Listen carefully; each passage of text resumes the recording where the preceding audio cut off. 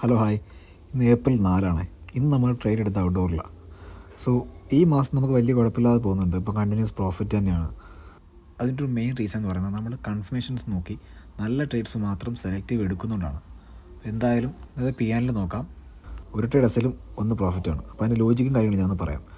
ഇപ്പോൾ എൻ്റെ ആരോ കാണുന്നില്ലേ, മാർക്കറ്റ് അവിടെ ഒരു ഡോജി ക്യാനൽ ഉണ്ടാക്കിയിട്ട് നെക്സ്റ്റ് ഒരു റെഡ് ക്യാനൽ അതിനെ ക്ലോസ് വെച്ചു താഴേക്ക്. സോ ട്രെൻഡ് താഴേക്കാണെന്ന് നമുക്ക് മനസ്സിലായി.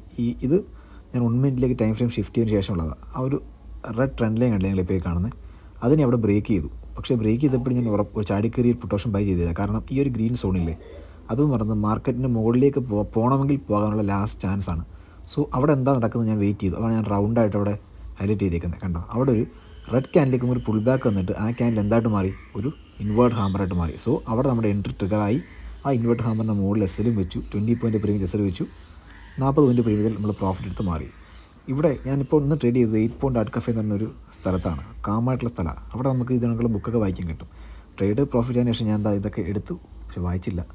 ആ ശീലം നമുക്കില്ലല്ലോ.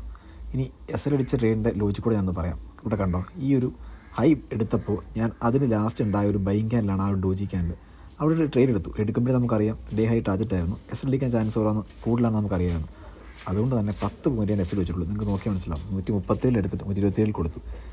നമുക്കൊരു ട്രേഡ് എടുക്കുമ്പോൾ അതിന് കൺഫർമേഷൻ കുറവാണെങ്കിൽ ഞാൻ സ്ട്രിക്റ്റായിട്ട് എസ് എൽ വെക്കും. വളരെ ലിമിറ്റ് ചെയ്ത് വെക്കും എസ് എൽ. നമ്മുടെ പിയാനിൽ നിൽക്കുന്ന കണ്ടിട്ടുണ്ടല്ലോ, ഏകദേശം 4600